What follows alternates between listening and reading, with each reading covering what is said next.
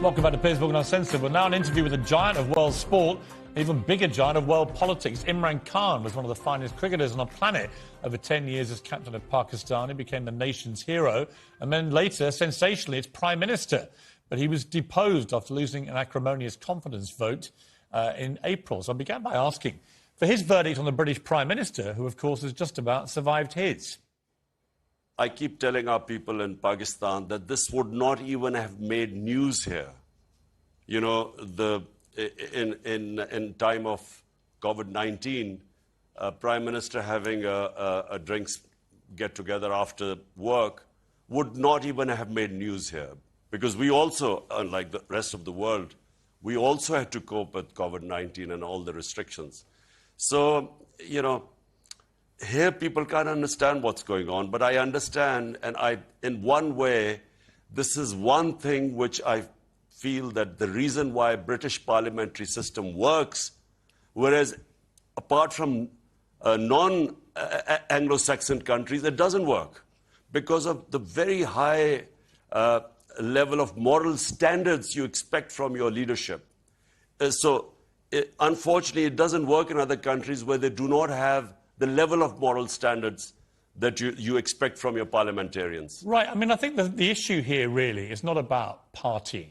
It's about the hypocrisy and double standard of a Prime Minister who himself was fined by the police for breaking his own lockdown rules. And over 80 of his own Downing Street staff were also fined by the police. And it's the brazen double standard of a group of people that were ordering the British public not to even go and see dying relatives dying from COVID in hospital. They couldn't do that. And at the same time, the people making those very draconian rules were brazenly breaking them themselves. I think that's the issue. What stood out in Britain was the high level, I repeat, of moral standards you expect from your leadership.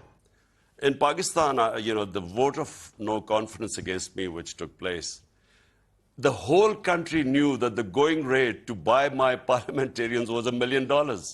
So, I mean, if you compare the two, that's why, you know, in my opinion, and I keep telling them of my experience in British of Parliament, that unless we raise our level of morality to what you have in Britain, parliamentary democracy will not work.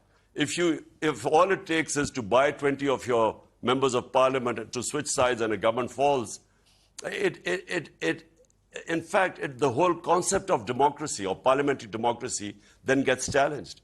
So, you know, from your point of view in Britain, of what I know, I understand that you expect from your leadership the standards, you expect them to lead by example. It's been very volatile since you were deposed. You vowed to come back and fight again. You think you're going to win with a bigger majority, I believe. But one issue that's come up in the last few days is that there appears to be a serious threat of assassination against you. And I have to say, the last leader of Pakistan I spoke to was Benazir Bhutto, and it wasn't long after I met her that she was indeed assassinated. So this is a very serious risk that you all face, I think, when you lead a country like Pakistan. What do you know about these threats? How seriously are you taking them? Well, Piers, what happened was that this was clearly a conspiracy, and you know, I've spoken about the conspiracy because, you know, I came to know about it about 6 months before I actually, before this vote of no confidence took place. And, you know, all the time I thought it wouldn't succeed.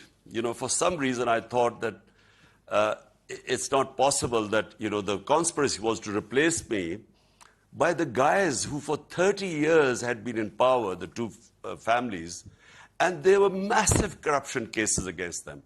60% of the cabinet that has replaced me is on bail, of billions of rupees of corruption cases. So my mind just wouldn't accept that. Would it be possible to replace our government, which had finally recovered from all the 2 years of crises and was on the way up? I just didn't think it would be replaced by these criminals. So those who sort of planned this whole thing are a bit worried now because they don't want me back. They didn't take me out to get me back in again. So that's when I got I found out that they had planned this final solution. But you were known, Imran, on the cricket field, you were known as completely fearless. No opponent ever put fear into you. But when you're a political leader and you're in the situation that you're in now, where there's a genuine threat against you of assassination, do you feel fear?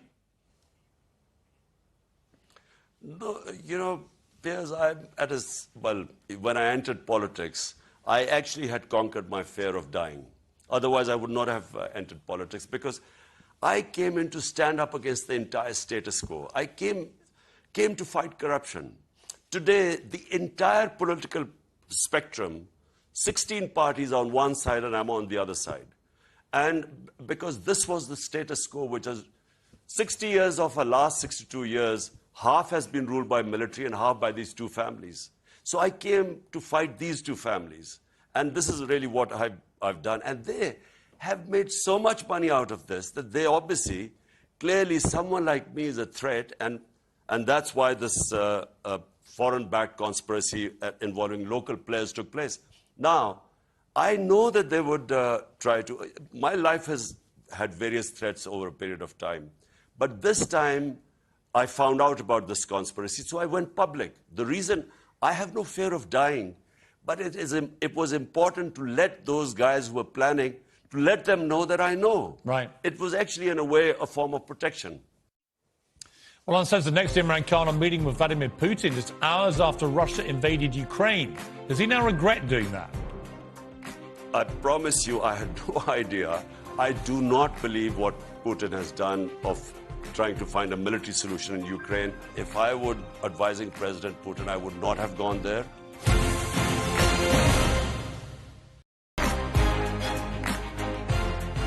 Welcome back. Well, Russian forces began mercilessly shelling Ukraine on February the 24th, the day that President Putin launched his full-scale invasion. But hours later, Imran Khan shook his hand and sat down for talks in the Kremlin.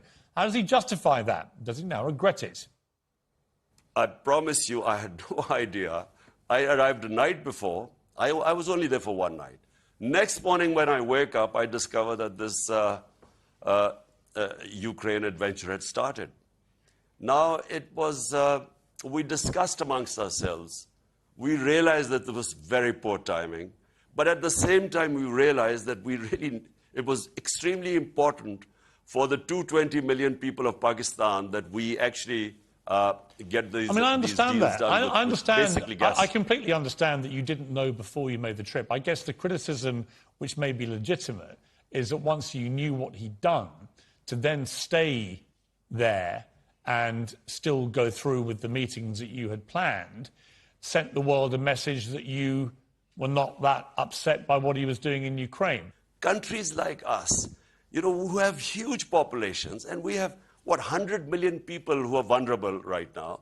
So we should actually make policies, have relationship with everyone, but make policies that benefit our people. Well, I understand just that. But like what India is doing right now. I understand that, Imran. What I would say back to that is we talked earlier about the higher morality standards in the UK when it comes to holding leaders to account. I simply would say I don't criticise you for having planned a trip to Moscow, but I think there is legitimate criticism that once you knew what he had done, it illegally invaded a sovereign democratic country. Did your moral instinct not tell you that it would be wrong to stay there, that you should have just got straight out of there?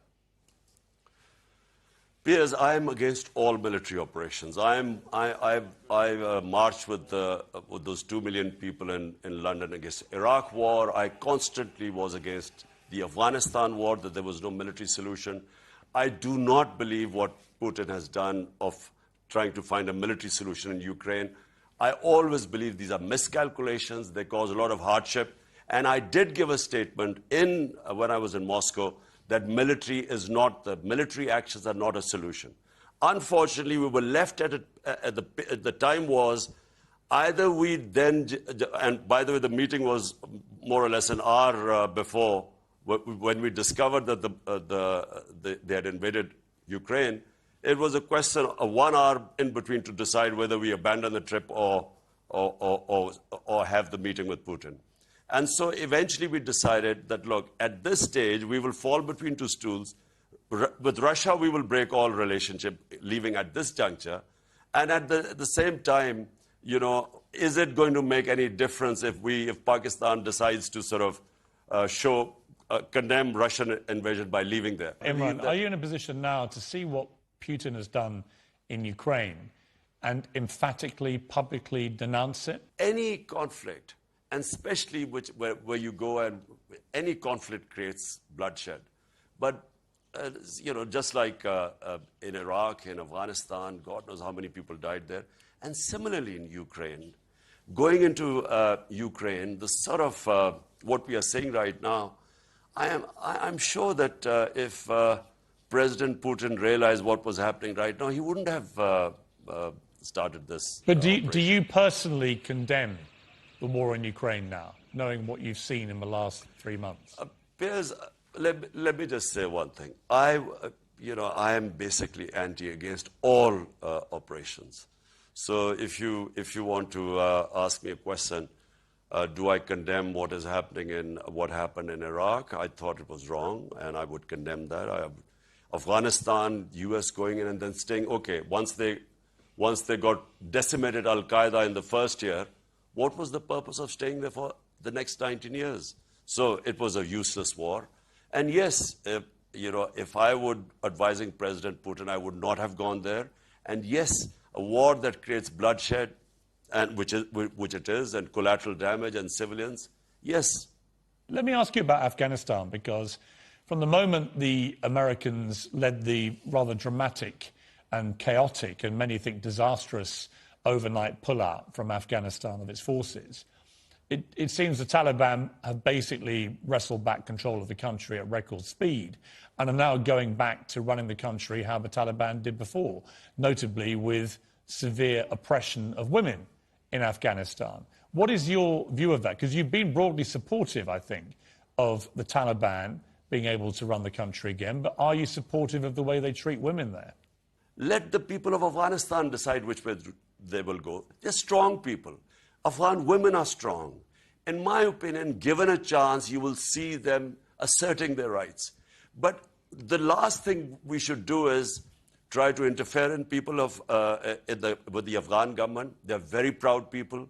I know from experience that at any hint of outside interference in their any country interfering in their way of life, they're very defensive about it. I want to take you back to the late 70s, the early 80s, to the genteel world of cricket, where you were a champion cricketer, you were a handsome playboy on the British social scene with a number of girlfriends to make all of us jealous.